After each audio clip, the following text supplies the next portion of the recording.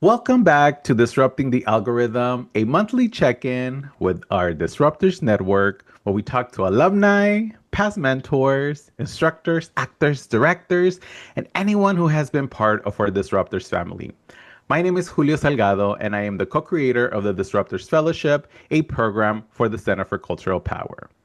For today's Disrupting the Algorithm guests, we have Disruptors alumni, Kirby Marshall-Collins.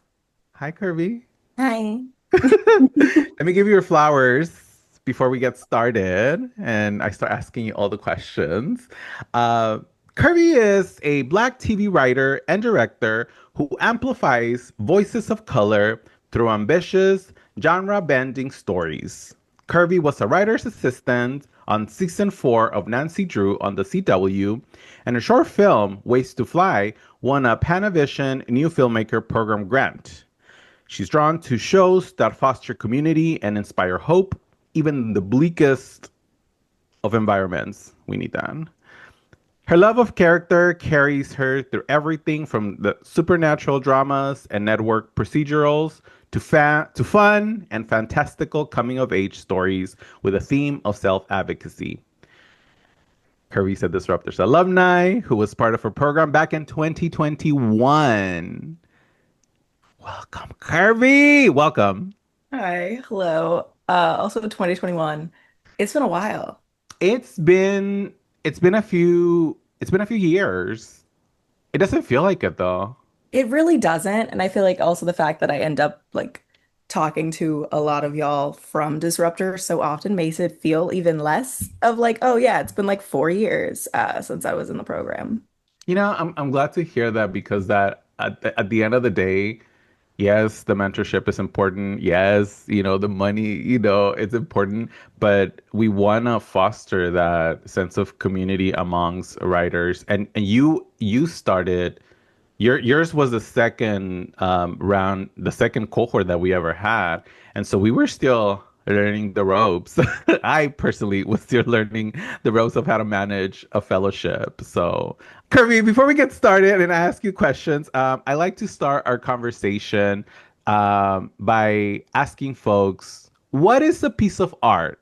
And it can be a book, an artist, a TV show that you are consuming right now that is making you excited about creating?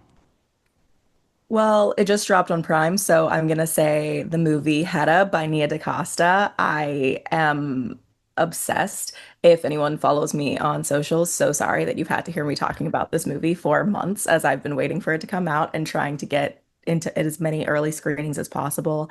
I have like a theater background myself, so the fact that this is like theatrical and a reimagining of like one of these like great classic plays that people love, but it's also like I've been a fan of Nia DaCosta since her debut feature. I adore Tessa Thompson. Like there's so many things coming together to make it just like this fun, messy, emotional ride, and I love it. It's a great time. So that's made me very excited. I'm so excited. I love you're one of the folks that in my timeline and in my stories that I'm always seeing people's stories that I'm always like look for recommendations. So thank you for always putting me on what I should be watching. I'm personally somebody that I'm following a lot. It's not necessarily TV, Mhm. but somebody that I am obsessed with right now and watch all of their videos is Luscious Massacre. I don't know if you've heard of her. So Oh, yeah. Luscious Massacre is a drag queen and makeup artist. She worked with a lot of the Ru girls doing makeup. She's from the border. She's from Brownsville, Texas, That's and she's been going viral by like she has that like the brick and don't do a little girl. I don't know if you've heard those that like that comes from her. But what I love about her is that because she's from the border and a lot of the videos and the content that she makes, she's like talking about people from the border. She's talking about the undocumented girls. She's talking about all the things that a lot of the times we don't see on mainstream media. And I love that she's doing it with like this with humor and we need that. And so love Love, love Luscious Massacre. Check her out on, in all I'm of gonna her have to give videos. a follow right after this. That is amazing. Recommend. Miss, don't do it, little girl. So Kirby, for today's conversation, I wanted to talk about the working artists, especially in this town. But before we get into what are you doing right now as some side hustles, to make ends meet and to pay the bills, I wanted to tell us, for you to tell us a little bit about your experience in the fellowship, and Disruptors Fellowship.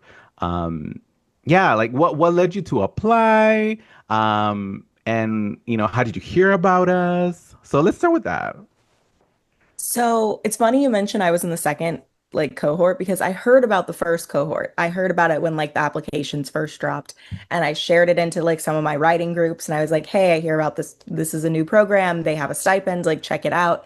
And I was going to apply and I didn't just because sometimes I miss applications I don't submit in time. But then one of my friends actually got into the first cohort. And so once they were talking to me about like what they were able to kind of learn and some of the experiences and everything, I was really like, okay, I need to actually make sure that I do apply. And I really wanted to be in a space where I could learn more about TV and I could get a stipend because at the time I was also doing like a lot of payroll and I knew that I was like making some money, but I needed to be able to potentially make money to support having to make a change in terms of what I was doing. And I knew that that would be really, really helpful. And that was kind of, I think, the biggest thing that led me to apply. It's that I was like, okay, someone else has done it. They had a good time. They learned things. And I will actually be able to like grow and talk to people who are working in TV and have something else that can also bolster my portfolio or bolster like when I'm going into spaces and I'm able to say like, oh, I've done this fellowship or oh, I've done this program. Like it helps legitimize you, even though we really shouldn't have to necessarily like stack and pad our resumes to be able to exist, but it does help. Yeah. And it could be scary. I mean, taking that first step in any application. I just wrapped up a long, application for this program that I'll hear back next year. Um, but it's scary. It's scary. It's like sometimes we could be our first own like challenge, and like we freeze. Was that ever like, is that ever something? I don't perceive you as somebody who's like like held back. I've known Kirby all this time, but were you scared? We made the application as easy as possible, but like sometimes it could be this doubts, the self-doubt of applying for anything. Yeah, I think I love that you're like, I don't see you as someone who's like nervous about things. I am so anxious. And I double and triple check everything and I go over things a lot. So for me, it's also like debating whether or not something is like whether I'm eligible for something, whether I fit within these different categories that they're looking for, whether like I have something that they might be interested in, because I know that what I have to say and what I'd like to say, I know there is an audience for it, but so often you're like, okay, well, what is the audience for like this like YA rom-com or whatever, and will it reach the right people? Are the people who are in charge of selecting folks going to care? Because what if they're all people who really just want something like big and actiony and thrillery, and like, are they going to see what I'm trying to do here? So I do get nervous, and I also just like will stare down the way I've written like a personal statement. Everybody has so much different advice for like how you should do a bio or what your personal story should be. And so then I'm also going back and forth like, should my bio be more like professional? Like, oh, yes, I was in the Disney program and I did this thing and I did that. Or should it be more like, yeah, so when I was a former theater kid and I was dealing with all these different things, I learned to advocate for myself. And it's like, they're both true, but like, what is going to help in that specific case. So then I think that's one of my biggest things with applications. Now I've kind of streamlined it. And my biggest piece of advice to anyone else out there, keep a running document. of the important things and like answers to questions, especially answers to questions that have landed from previous things. Don't necessarily just copy and paste from one application to another, but utilize the things that you've written before about yourself and about your projects, because that will just take off some of that pressure each time. Yeah, I feel like a lot of the times we feel that, oh, I'm repeating the same thing over and over. Well, it's like it is your story. It is the only story that you are going to tell, but you really tailor it to whatever application the question is asking for. And so I think for us, right now when you were asking, I don't know what they were looking exactly as a program. I think we're looking for people who are excited about the craft. We're excited. We look for people who really want to not just call this a hobby, but like, or maybe that's something that I want to get into. No, like what this is your passion about, and I, of course, the panelists saw that in your work. And did I remember? I don't think we had started doing video in requesting video introductions in your application.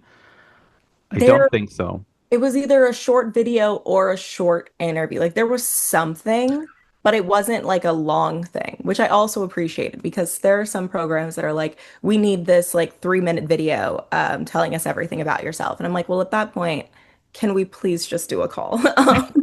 Can we please just do something else? But I do think there was something small, but I think it was like a 30-second to a minute, just like prove that you're an actual person who can speak words, or can communicate in some way. And I think that that's nice. I mean, a vibe check is okay, I suppose. Yes. Yeah, I think because we don't have the capacity to like interview every single person that applies, at least getting to see people on video and like get a vibe, of who you are, I think it's very important.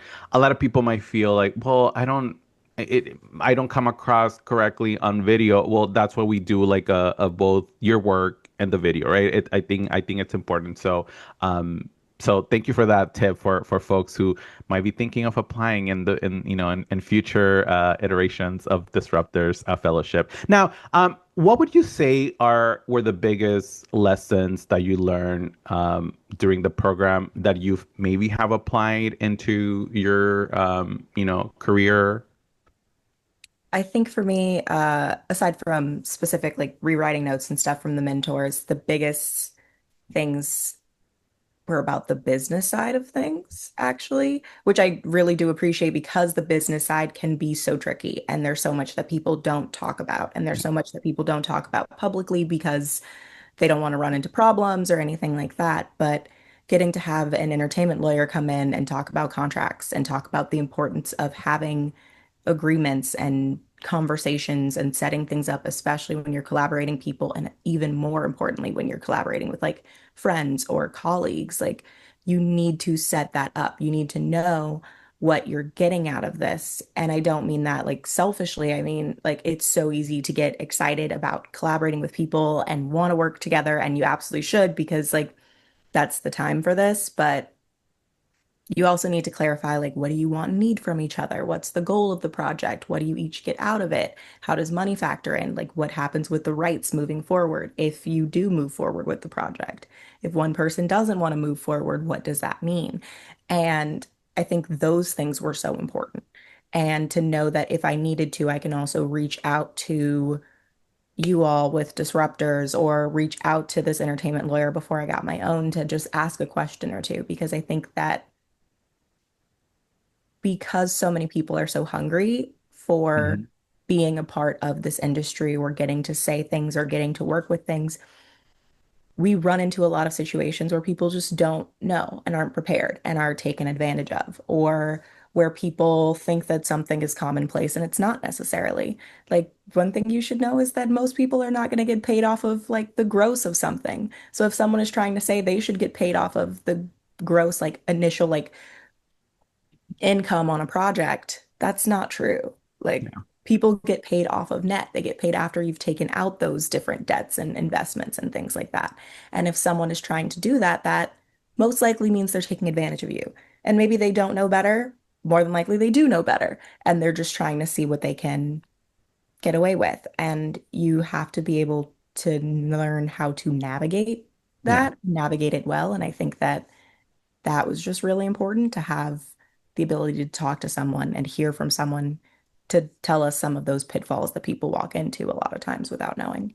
Yeah, I was literally last night watching an interview um, with the um, with the Power Rangers, the red Power Ranger and the black Power Ranger, the original from the original cast, and how when the contract came up, like they got really bad contracts, period, as actors because it was a non-union, gig, and after like being one of the biggest kids shows, and they try to negotiate, and they were like, hey, we're about to enter into this contract with it's like a 3 movie deal, and you're paying us pennies.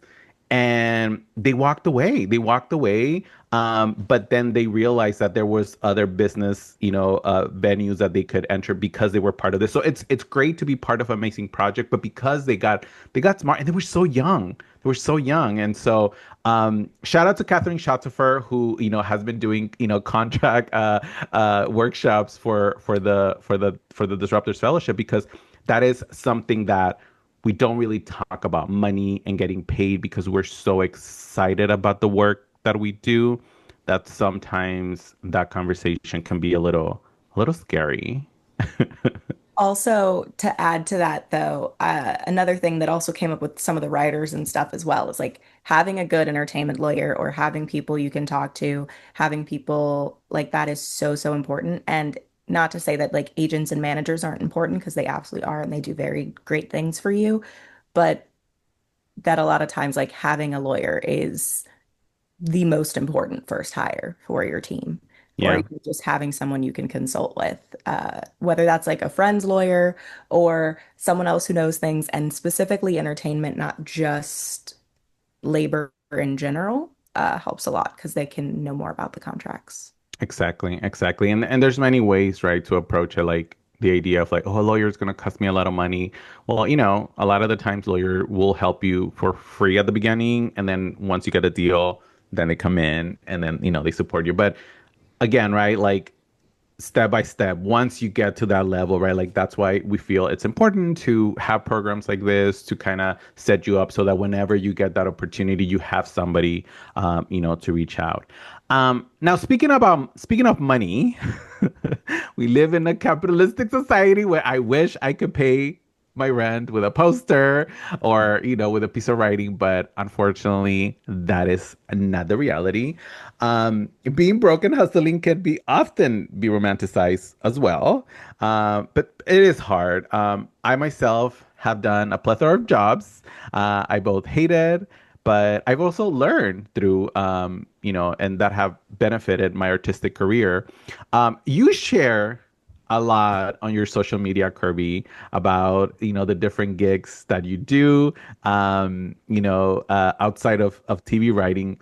Can you tell me why you are so open about gigs outside of TV writing on your social media? Why do you do that?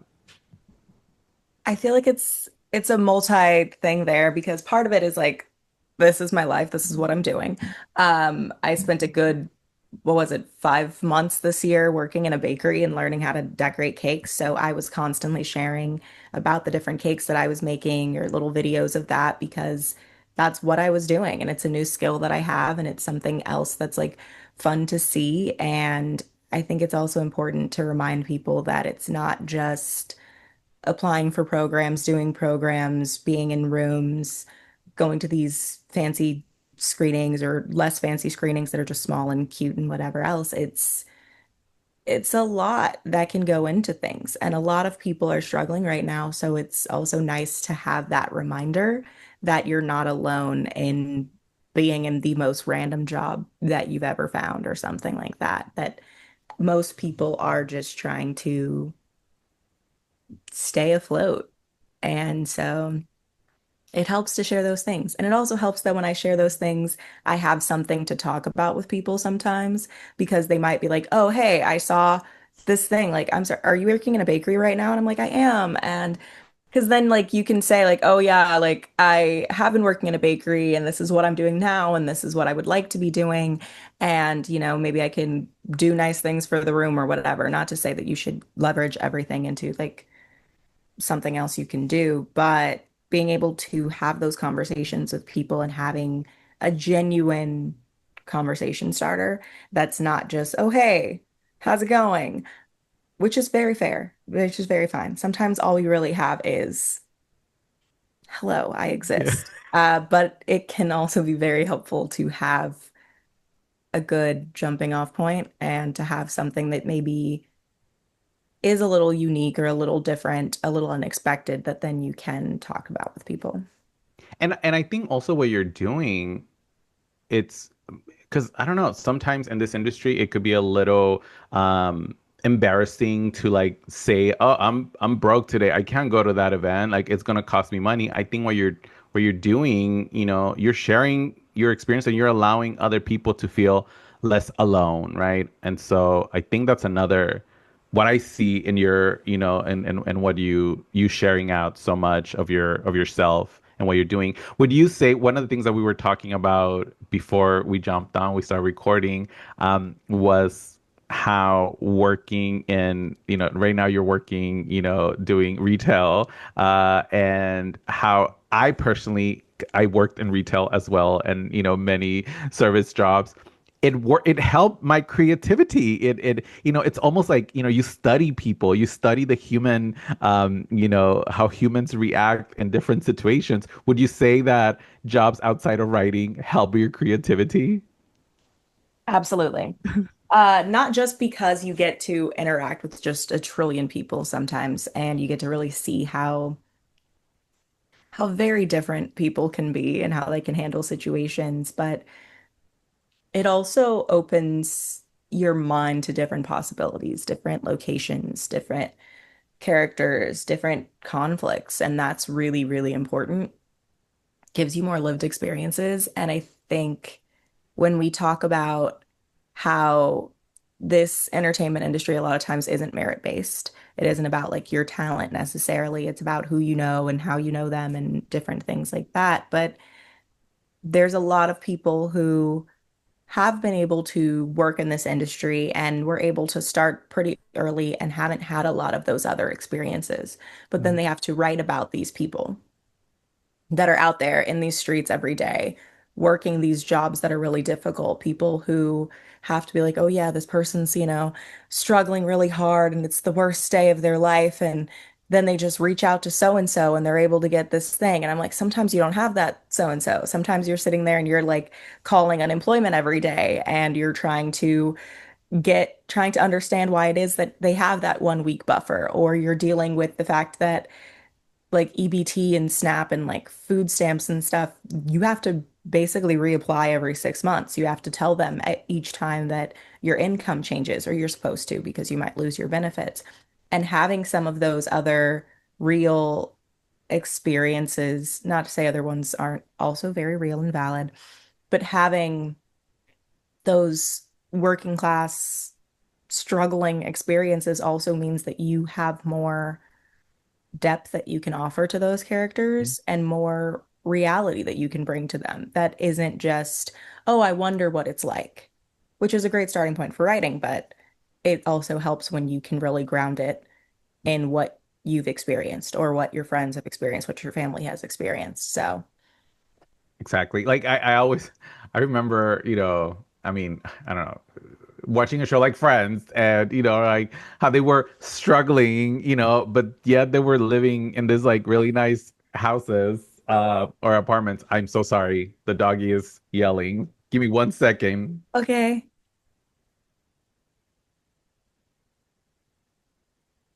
they were in really nice places.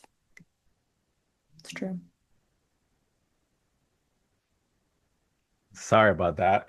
Um, But yeah, yes, like in Friends, where they're in their two very nice large apartments, they have the coffee shop below them. And I mean, times were different, but now, especially if you're in an apartment where it's like they've got the coffee shop downstairs, they've got Trader Joe's in the lobby, like you're not struggling, or I mean, you are, but you're struggling because you picked somewhere where rent is like 3,000 a month. And at least in that case, shout out to the fact that you have that many people living in the apartment because you need it. Exactly. Now, aside from our fellowship, you've also done other amazing programs like the very competitive Disney Entertainment TV writing program, and even worked as an assistant. And on top of that, you made a short film. What advice do you have for folks who want to make their own projects while they wait for the next gig? Do it. I think my biggest advice is just like take that leap, talk to people, and I encourage you deeply to apply to a lot of different programs, a lot of different grants and things like that, and double check about the people that you want to work with. And I say that mostly because who you have with you on a project can really impact not just how it turns out, but also how you feel about the project. So making sure that you're checking what they've done in the past or what they feel about the project, what they want out of it, what they can bring to the table that's not just having someone beside you, but also what they can offer and making sure that they follow up with those things because you don't want to be in a position where you're basically a team of one. And you also want to make sure that you're all able to feel good about what you've created. And I think those are the most important things. And also just keep working on it. It doesn't have to be perfect. All you have to really do is create something and you can keep building from there. You're going to learn no matter what happens in that experience. And from there, just jot down what it is that you're learning.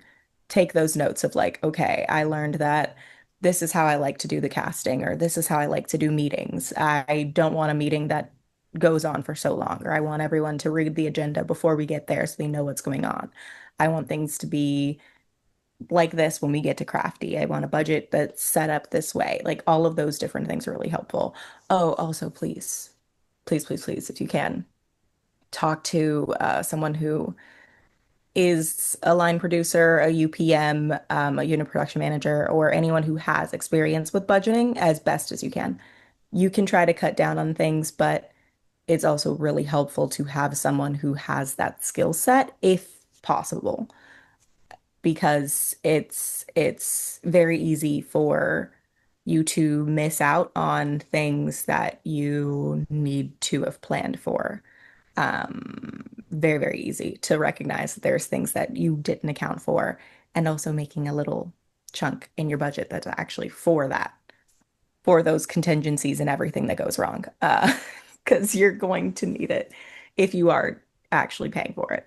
Yeah, I mean the importance of learning the different, yeah, we want to be writers. Yeah, there's that one thing, but like learning the different, I think that's why actors end up moving on to like becoming directors or like working, because they've learned the different, the way that things work, and what every other jobs are in the space that you're working. It's super important.